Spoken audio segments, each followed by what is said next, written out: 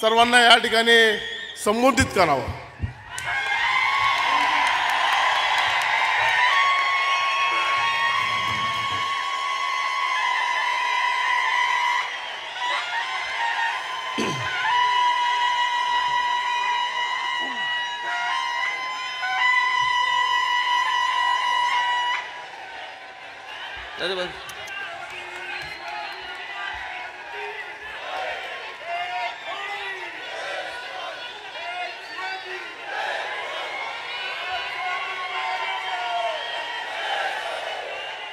इथे जमलेल्या माझ्या सर्व हिंदू बांधवांनो, भगिनींनो आणि मातांनो,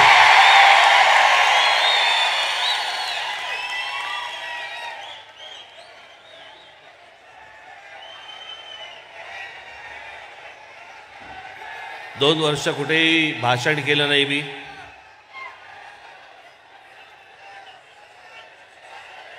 मुलाखती दिल्या,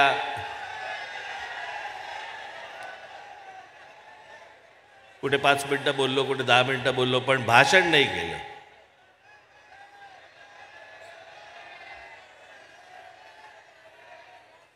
दोन वर्षापूर्वी ज्या वेळेला आपण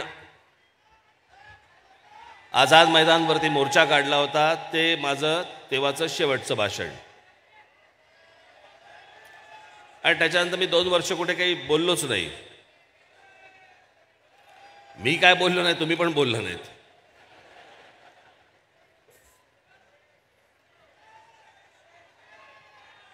त्याच्यामुळे मी आज वर्धापन दिनाच्या ठिकाणी भाषण करायचं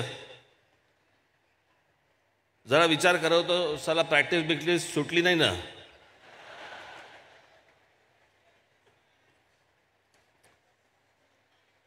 पण आज आपल्या महाराष्ट्र नवनिर्माण सेना पक्षाला 16 वर्ष पूर्ण होत आहेत आणि मी या निमित्ताने तुम्हाला सगळ्यांना शुभेच्छा देतो, धन्यवाद करतो आणि याच्या पुढची आपली वाटचाल आपण जोरात करू ही एक आशा देतो.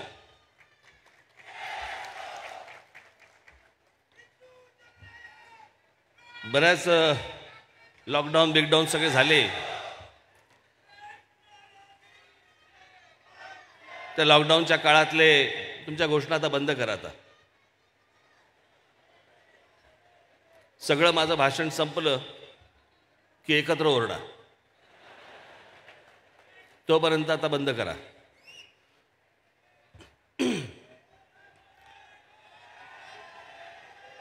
कोणी विचार केला नसेल की या प्रकारचा दिवस, या प्रकारचे दिवस आपण पाहू की रस्त्यावरती सगळा शुकशुकाट आहे. घराच्या घरं घाबरून घरामध्ये बसलेली आहेत. कुटुंबांना समजत नाहीये की आता काय होणार.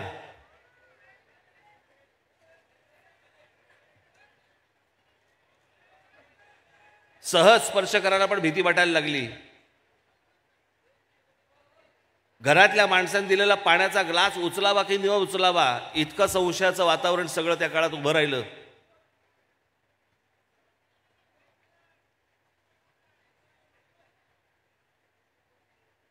कधी अशा प्रकारची गोष्ट आपण पाहिली नव्हती, कधी ऐकली नव्हती. मला अजूनही आठवतं, मला लॉकडाऊन ज्या वेळेला लागला, मला असं वाटतं 23 तारीख असेल मार्चची. 2 दिवसानंतर माझी घरातली माझी कुत्री कन्या, मी कन्याला घेऊन घराच्या बाहेर वरांड्यामध्ये आलो. बाहेर बसलो होतो, समोर शिवाजी पार्क मैदान होतं.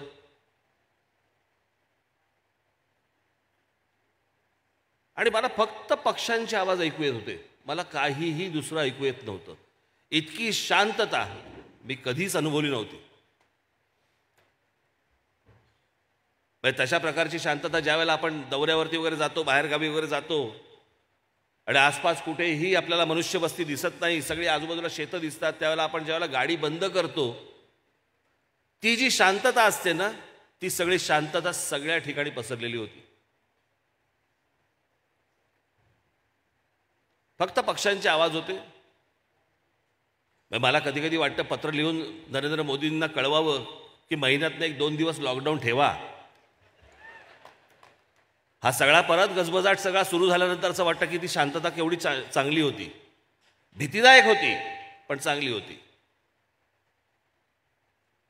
मी त्या काळामध्ये एकदा कुठेतरी इंटरव्ह्यूमध्ये बोललो होतो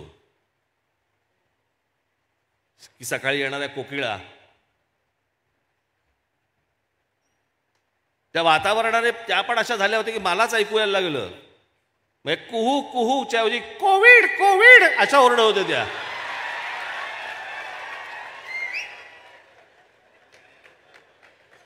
त्या पण कोविड ओरडायला लागल्या होती की काय.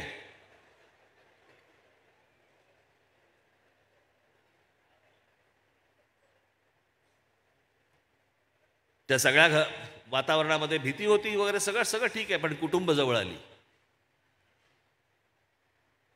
एकमेकांबरोबर जेवायला लागले, एकमेकांबरोबर गप्पा मारायला लागले.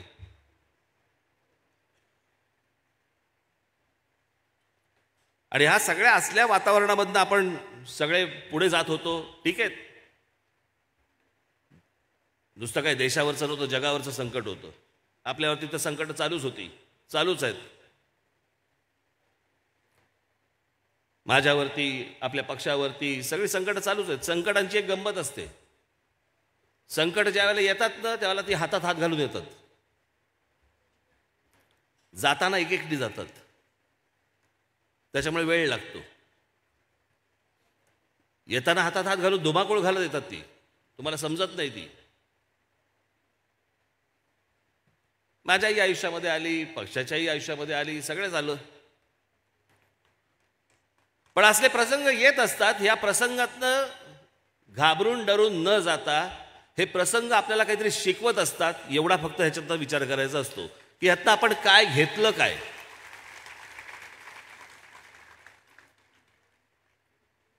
या सगळ्या गोष्टी घेऊन आपण पुढे कुठे जाणार आहोत.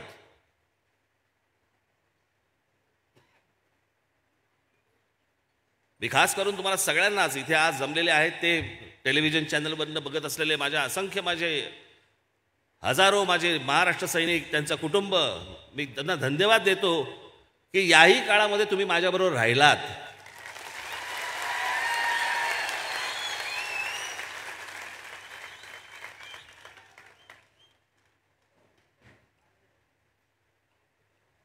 ठीक आहे, चढ उतार येतातच. मी माझ्या एका भाषणामध्ये बोललो होतो ना,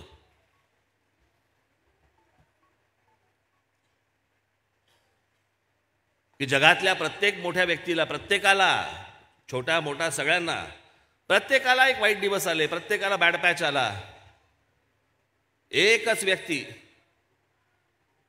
ज्यांनी कधी वाईट काळ नाही पाहिला, जेव्हापासून आयुष्य सुरू केलं, जेव्हापासून करिअर सुरू केलं, ग्राफ इथून जो सुरू झाला तो असाच्या असा, आणि त्या म्हणजे आमच्या लता दिदी.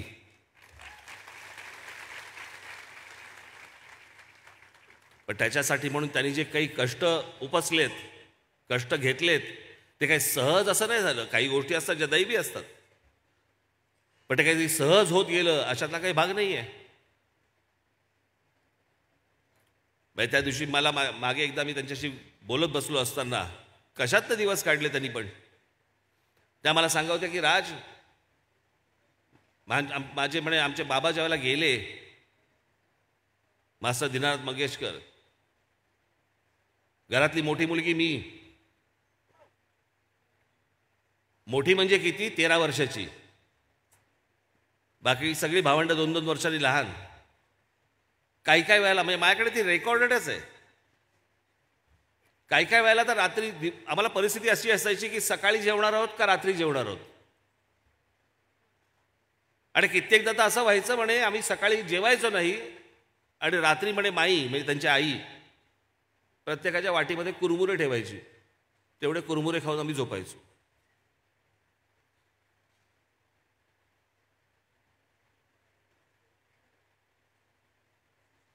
दिदींना वाईट काळ आला नसेल, बॅड पॅच आला नसेल, परंतु ज्या प्रकारचे कष्ट त्यांनी उपसलेत, हे आमचे शिवशाहीर बाबासाहेब पुरंदरे,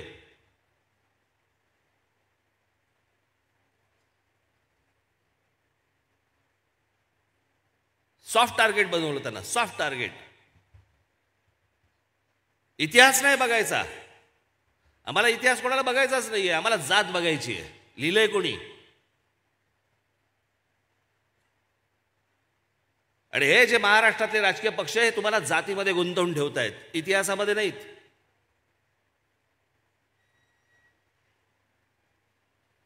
काय कष्ट घेतले या माणसाने.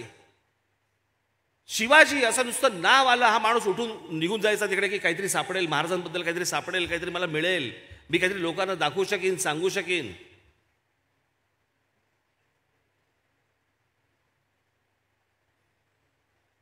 ते एक परवा आमचे राज्यपाल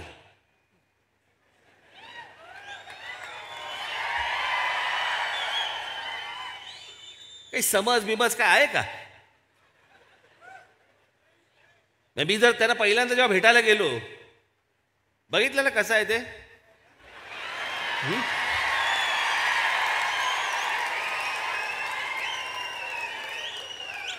मी पहिल्यांदा जेव्हा त्यांना भेटायला गेलो, मला असं वाटलं शेकहँड केल्यावरती माझा हात बघायला लागतील. आपका मंगल तो यहाँ पे है और बुध का एक यहाँ पे है.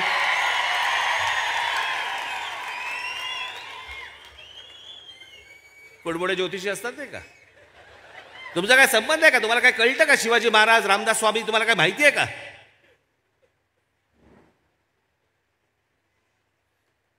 आपला काही संबंध नसताना, आपला काही त्याच्यावरती अभ्यास नसताना नुसतं बोलून जायचं.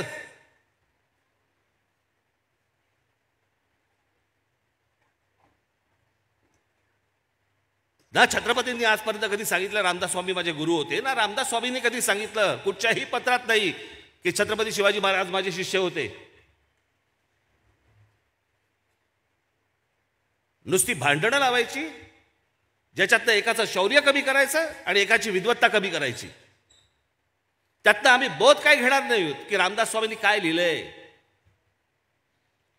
रामदास स्वामींनी आमच्या शिवछत्रपतींबद्दल जे लिहिलंय ना, माझ्या घरात लावलंय मी.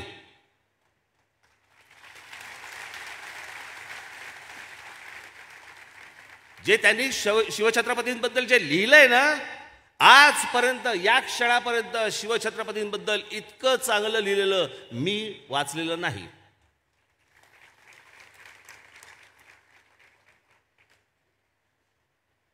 आज आत्ता काढा, परत घरी जाल त्याला परत काढा, कॉम्प्युटरवरती काढा तुमच्या.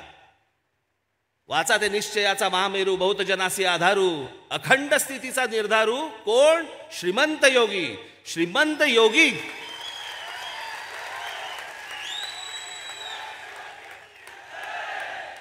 आमच्याकडे योगी सापडतच नाही. धाड पडली ना ईडीची की कळतं श्रीमंत आहे.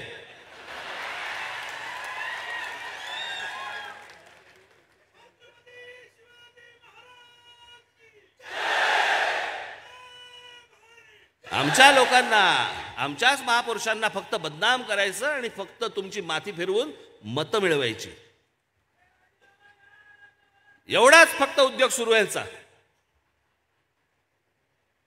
काय बोलला.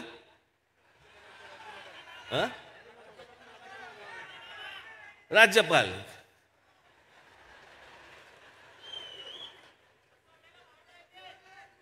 परवा दिवशी त्या भाषणामध्ये कोणीतरी मला दाखवलं, महात्मा ज्योतिबा फुले आणि सावित्रीदेवी फुले यांच्याबद्दल बोलते. इतने छोटे छोटे थे, कैसे शादी हो गई मेरे को पता नहीं.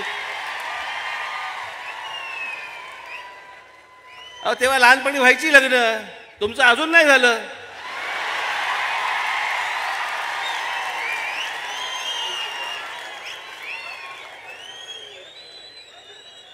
चला नको तिथे बोटा घालायची आहे ना, काही सवय मला काही कळत नाही मला.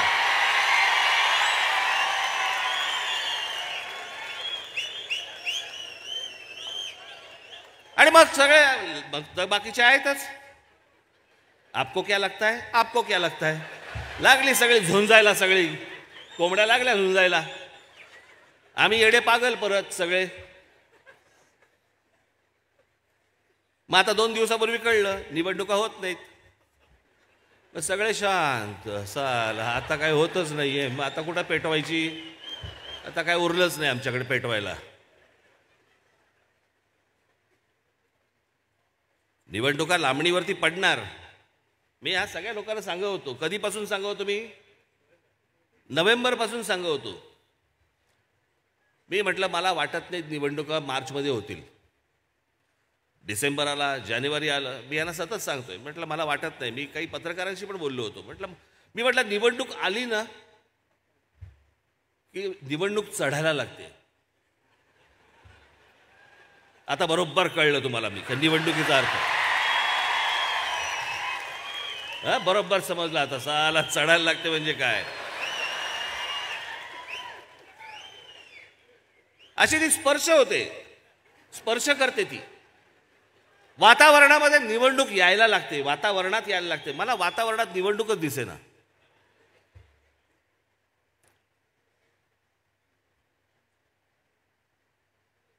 आमच्या ओबीसी समाजाचं कारण पुढे केलं, त्यांची मोजणी करायची आहे वगैरे वगैरे. सगळं झूट. याला घ्यायच्याच नव्हत्या. मला कोणाच्या वैयक्तिक आयुष्याबद्दल मला काही देणं घेणं नाही. कोणाच्या काही काय म्हणतो त्याला आरोग्याविषयी मला काही त्याच्याबद्दलही काही बोलायचं नाही आहे. मुख्यमंत्र्यांची तब्येत चांगली नाही आहे, मला मान्य आहे. त्याच्याबद्दल पण मला काही बोलायचं नाही आहे. पण खरं कारण ते आहे,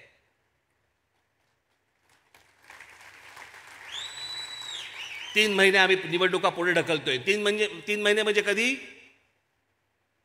जून, मे एंड जून. बदा बदा पाऊस सुरू होईल.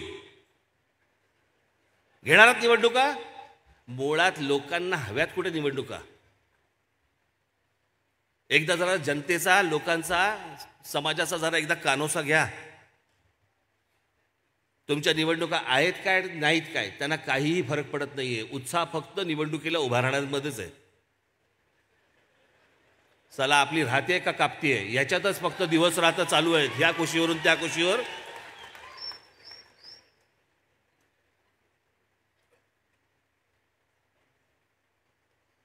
कित्येकांना निवडणूक लढवण्यामध्ये पण इंटरेस्ट नसतो. नुसतं फक्त सांगा साहेब की तुला तिकीट देतो, बस कमाईला सुरुवातच करतो.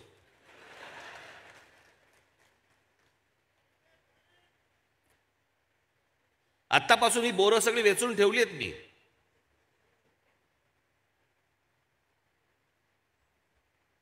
पण ह्या निवडणुका होऊच नाहीत, प्रशासक नेमावा, म्हणजे दोन्ही बाजूनी विन विन सिच्युएशन. सरकार पण हातामध्ये, महानगरपालिकांवरचा प्रशासक पण आमच्या हातामध्ये. सगळं आम्हीच बघणार. आणि जरी या निवडणुका आता काय मार्च एप्रिलला जरी लागल्या असत्या, 2 वर्ष सगळी कुटुंब घरामध्ये कोंडून बसलेली होती. कोणाला निवडणुकीमध्ये काही पडलेलं नाहीये. सगळेजण हे आत्ता दहावीचा आत्ता काय परीक्षा संपतील 14 एप्रिलला परीक्षा संपल्या की सगळेजण बाहेर जातील. मतं मागायला जाणार आहात कोणाकडे?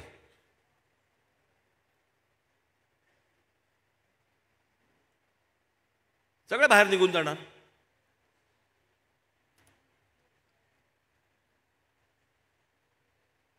आणि त्याच्यामुळे तुम्हाला सांगितलं की आता 3 महिने पुढे जातील, 3 महिन्यानंतर निवडणुका घेऊ. 3 महिन्यानंतर होणार नाहीत, या होतील साधारणपणे दिवाळीनंतरच होतील. यात टाळी वाजवण्यासारखं काहीच नव्हतं. यात खरं तर फटाके वाजवण्यासारखं होतं.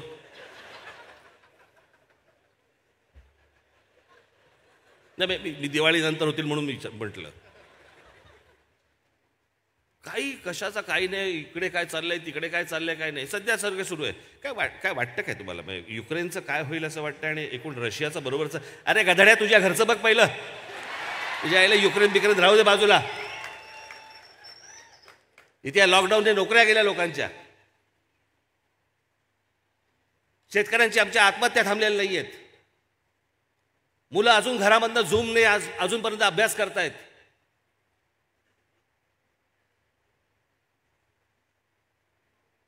जे क्रीडांगणावरती जाऊन खेळायचं वय आहे त्या वयामध्ये घरात बसलेत.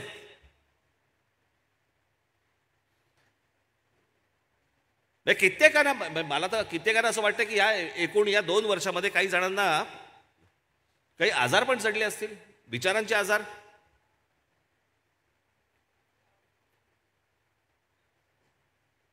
काय वेळेला मला कोणीतरी ते क्लिप दाखवतात. म्हणजे काय म्हणतात त्याला, रील नवरा बायको काहीतरी चाललेलं असतं. मग बायको काहीतरी म्हणते, मग नवरा काहीतरी म्हणतो वगैरे. हे वेड लागलंय, कळलं का? ती 2 वर्षाची आहेत ना घरात बसून, त्याच्यामध्ये समजेना काय चाललंय ते आपल्या आयुष्यामध्ये. कोणी आपल्याला भेटत नाही, काही करत नाही, आपलंच काहीतरी करू. लोकांना वाटतं तो विनोद आहे. तो विनोद नाही आहे, तपासून घेतलं पाहिजे. सगळेच तसे असतील अशाला भाग नाहीये.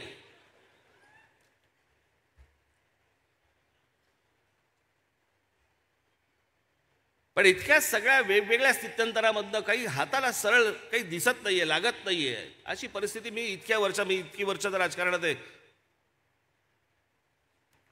प्रत्यक्ष राजकारण, त्याच्या अगोदर ज्यावेळेला मी व्यंगचित्र करत होतो त्यावेळेला व्यंगचित्र, राजकीय व्यंगचित्र करत होतो, त्याच्यामुळे त्याचं ते एक राजकारण तेव्हा होतंच. मी अशी परिस्थिती कधीही बघितलेली नाही.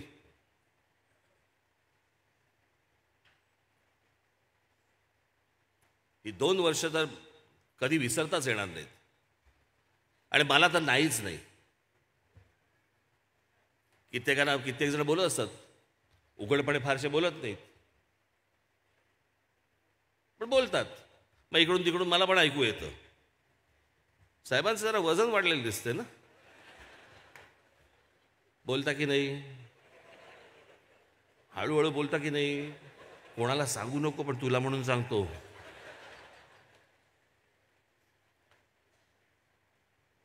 दीड वर्षापूर्वी माझा टेनिस खेळता खेळता हात फ्रॅक्चर झाला.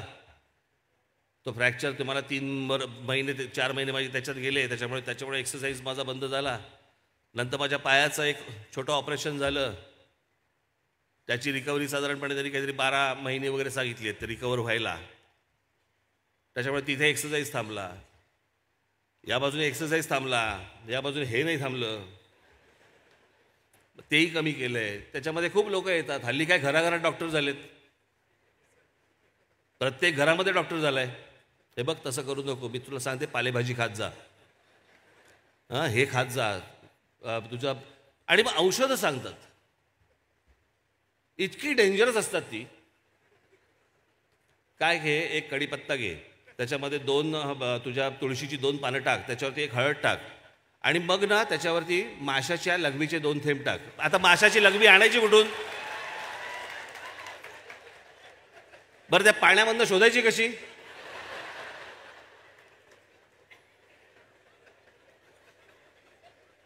प्रत्येकाला काहीतरी एक डॉक्टरी साक्षात्कार झालाय.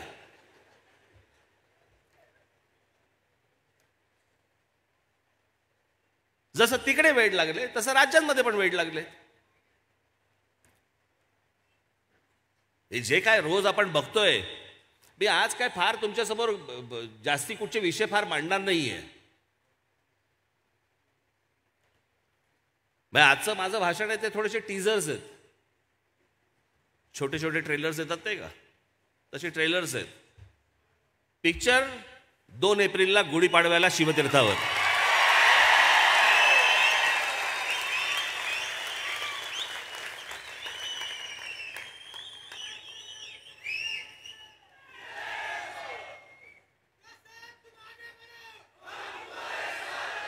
काय चाललंय राज्यामध्ये मला कळत नाही. मला सत्ताधारी म्हणतात आम्हाला संपवायला निघालेत, विरोधी पक्ष म्हणतात आम्हाला संपवायला निघालेत, मग उरलं कोण?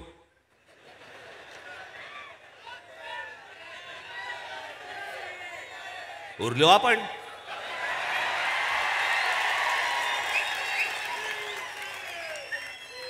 वीट आला लोकांना. मी अशा प्रकारची गोष्ट कधी सत्ताधारी विरोधी पक्ष मी कधी आजपर्यंत कधी बघितली नाही. काय प्रकारचे आरोप करतायत, टेलिव्हिजन चॅनलवरती काय शिव्या काय देत आहेत, काय बोलतायत, कुठची भाषा.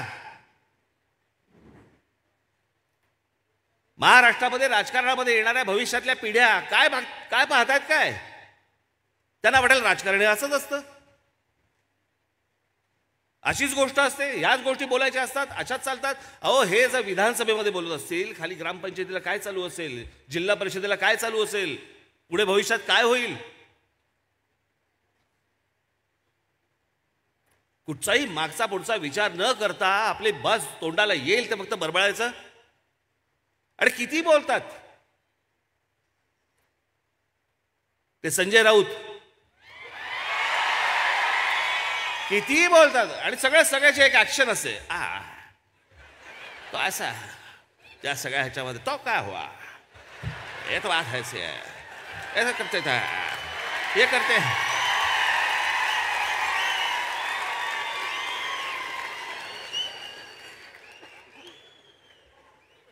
चॅनल लागलं की हे सुरू, कॅमेरा हटला, हा बाकी काय चाललंय, सगळं व्यवस्थित एकदम व्यवस्थित वगैरे. मग हे कुठून आलं ऍक्शन? मी एकदा असाच काही वर्षांपूर्वी एका सभेला गेलो होतो. मग नॉर्मल बाजूला एक जण बसला होता नेता, आता नाव नाही सांगत. सहज साधा नीट बोलत होतो आम्ही एकमेकांशी. असं झालं, तिकडे जाऊन आलो, मग मी इकडे जाऊन आलो वगैरे वगैरे वगैरे. तेवढ्यात त्याच्या नावाची घोषणा झाली. मला बोला मी भाषण करू झालो. म्हटलं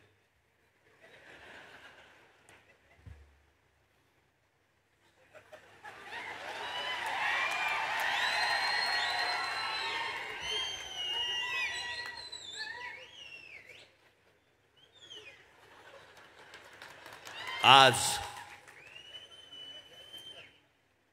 इथे जमलेले सर्व अरे का आत्ता नीट होतास?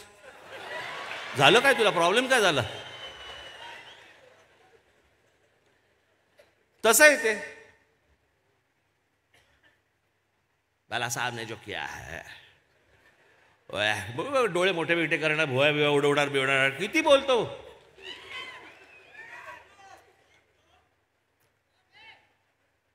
आणि प्रश्न बोलण्याचा नाही, आपण काय बोलतो आहोत, कसं बोलतो आहोत. भविष्यातल्या महाराष्ट्राच्या पिढ्या बघतायत, पाहतायत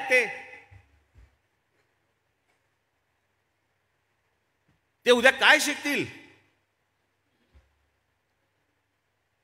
आणि या सगळ्या वातावरणामध्ये तुमची अपेक्षा आहे लोकांनी तुम्हाला येऊन मतदान करावं.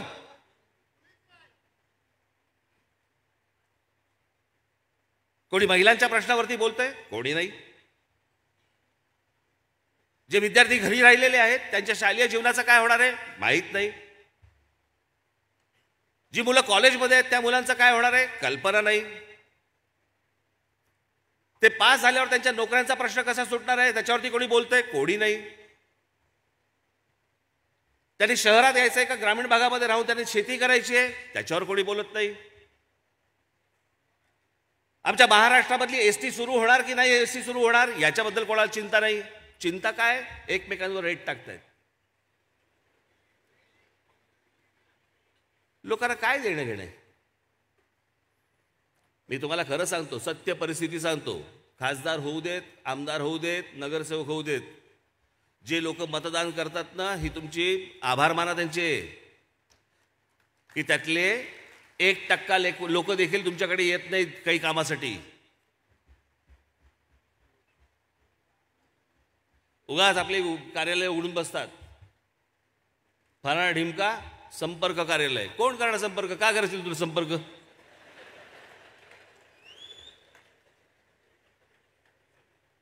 काय अशी गोष्ट आहे तुझ्याकडे की तुला संपर्क केल्यावरती माझं काम संपेल किंवा जाईल? काही नाही. संपर्क कार्यालय एकटा बसलेला असतो वाट बघत. कार्यालय न उघडता देखील लोकांनी तुम्हाला संपर्क केला पाहिजे की माझं काम हे आहे जरा करून देता का. तुमच्या सगळ्यांच्या ताकदीने, तुमच्या सगळ्यांच्या आशीर्वादाने ज्यावेळेला या राज ठाकरेच्याकडे ज्यावेळेला महाराष्ट्रामधनं जेव्हा लोक येतात आणि सांगतात ना की आमची अडचण ही आहे, आमचा प्रश्न हा आहे, जरा सोडवा, सरकारकडे जात नाहीत आपल्याकडे येतात.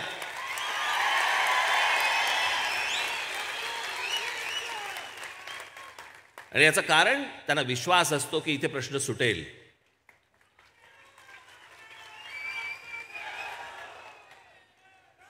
मला असं वाटतं की ही जी 16 वर्ष जी आपण बोलतो आहोत ना, पक्षाला 16 वर्ष पूर्ण झाली, ही लोक ज्या विश्वासाने आपल्याकडे येतात की माझी अडचण ही आहे, संपर्क कार्यालय असं न थाटून देखील जेव्हा लोक आपल्याकडे येतात की माझा प्रश्न हा आहे, माझ्या मुलाच्या नोकरीचा प्रश्न आहे, माझ्या मुलीच्या ॲडमिशनचा प्रश्न आहे, माझ्या नोकरीचा प्रश्न आहे, हे ज्यावेळेला एका विश्वासाने ज्यावेळेला तुमच्या आमच्याकडे ज्यावेळेला लोक येतात ना, मला असं वाटतं 16 वर्षातली आपली ही कमाई आहे.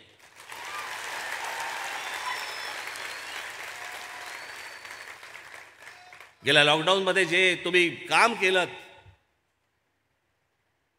माझ्याकडे त्याच्याबद्दल आभाराला शब्द नाहीत. कोणत्याही गोष्टींची पर्वा न करता माझ्या महाराष्ट्रामधल्या सगळ्या महाराष्ट्र सैनिक कुठच्याही करोनाचा भीती न बाळगता तो ज्या ठिकाणी जिथे जिथे काही त्रास होईल, जिकडे जिकडे काही अडचण असेल तिकडे जिकडे पोहोचला. कोणाला खायला नाही, कोणाला प्यायला नाही, कोणाला काही हॉस्पिटलला घेऊन जायचं आहे, कोणाला सलाईनचा काय मिळत नाही आहे, बाकी गोष्टी मिळत नाही आहेत, काही वैद्यकीय त्यांच्यावरती उपचार काही मिळत नाही आहेत, त्यावेळेला जो महाराष्ट्र सैनिक जो महाराष्ट्रामध्ये माझा धावून गेला, इतर राजकीय पक्षांचा कोणीही तिकडे धावून नाही गेलाय, तिकडे फक्त होता माझा महाराष्ट्र सैनिकच होता. लोक विश्वासाने त्याच्याकडे येत होते आणि तो इमाने इतबारे प्रामाणिकपणे काम करत होता. ते तुम्ही लोक सगळेजण आहात. त्यामुळे तुमचे आभार कसे मानायचे मला समजतच नाही, खरंच समजत नाही. तुमच्यामधल्या पोटामधली जी आग आहे ना की माझ्या महाराष्ट्रासाठी काहीतरी करायचे, ही आयुष्यात कधी विझून देऊ नका.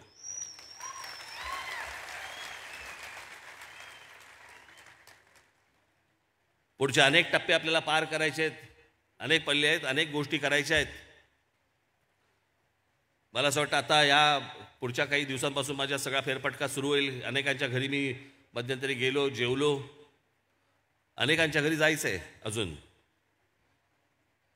मी ठरवलेलंच आहे की ज्या ज्या वेळेला तिकडे जाईन त्यावेळेला आपले कोणी तिथले जे कोणी पदाधिकारी असतील त्यांच्या घरी जेवणार.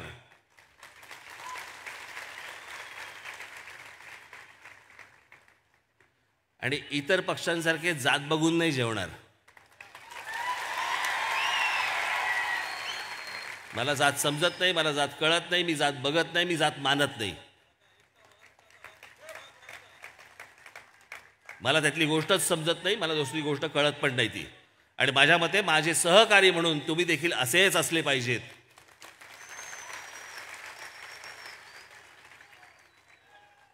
भविष्यातल्या या येणाऱ्या सगळ्या वाटचालीला मी तुम्हाला सर्वांना मनपूर्वक शुभेच्छा देतो. 21 मार्च, या 21 मार्चला शिवजयंती आहे. आत्ता तारखेने साजरी झाली, आता तिथीने आहे.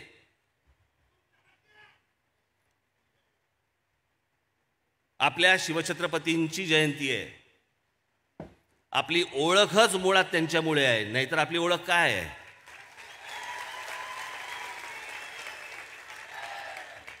आम्ही कोण आहोत? आपण ज्यावेळेला सांगतो की आम्ही मराठी आहोत, मराठी आहोत म्हणजे कोण आहोत? आम्ही मराठी भाषा बोलणारे आहोत म्हणून आम्ही मराठी आहोत. मग मराठी लोक कुठे राहतात? तो आमचा राजा जो शिवछत्रपती जो होऊन गेला ना, त्याच्या भागात आम्ही राहतो. ज्याचा विचार मारण्यासाठी म्हणून या भूमीवरती राज्य करणाऱ्या औरंगजेबाला देखील इकडे 27 वर्ष काढायला लागली ना, तो शिवाजी नावाचा विचार जो आहे ना, त्या विचारांच्या भूमीत आम्ही राहतो.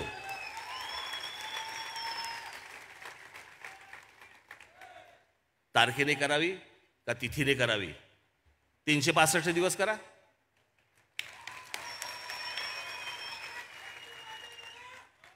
ज्याला ज्या वेळेला वाटेल त्यावेळेला करा. तिथीने का करतोय?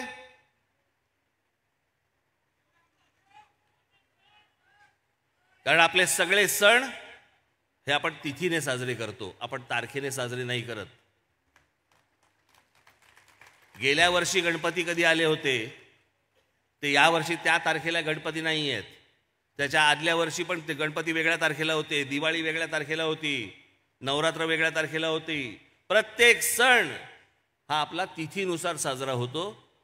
हा माझ्या राजाचा जन्मदिवस आहे, तो माझा सण आहे, तो जन्मदिवस नाही आहे कोणाचा तरी, ती कोणाची तरी नुसती जयंती नाही आहे. तो या महाराष्ट्राचा आपला मराठी माणसाचा सण आहे आणि म्हणून तो सण म्हणून आपण तो तिथीने साजरा करायचा आहे. 21 तारखेला आपण सर्वजण महाराष्ट्रभर धूमधडाक्यामध्ये शिवजयंती साजरी करावी याची एक आशा अपेक्षा आपल्या सगळ्यांकडनं बाळगतो. 2 तारखेला गुढीपाडवा आहे. महाराष्ट्रातल्या माझ्या महाराष्ट्र सैनिकांना 2 तारखेला गुढीपाडव्याच्या निमित्तानं शिवतीर्थावरती येण्याचं मी आमंत्रण देतो आणि आपणा सर्वांची मी रजा घेतो. धन्यवाद. जय हिंद, जय महाराष्ट्र. या ठिकाणी कार्यक्रम संपण्यापूर्वी या कार्यक्रम पूर्ण होण्यासाठी आपल्याला ज्यांनी सहकार्य केलं, पुणे महानगरपालिका असेल, पोलीस प्रशासन असेल, पत्रकार असेल, प्रिंट मीडिया असेल, इलेक्ट्रॉनिक मीडिया असेल, आरोग्य विभाग असेल, सर्वांना धन्यवाद देतो.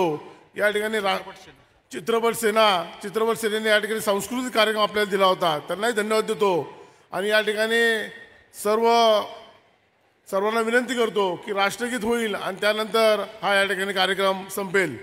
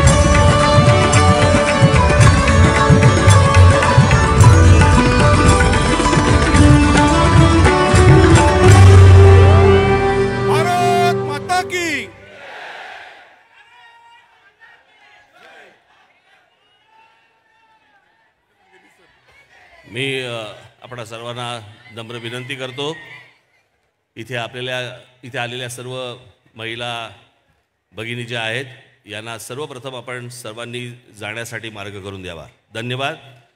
इथून जाताना आपण सगळेजण घरी जाताना व्यवस्थित नीट गाड्या चालवत, फारसा मध्ये हॉल्ट न घेता, मध्ये न थांबता आपण आपापल्या घरी व्यवस्थित नीट पोचाल अशी एक आशा अपेक्षा बाळगतो. धन्यवाद.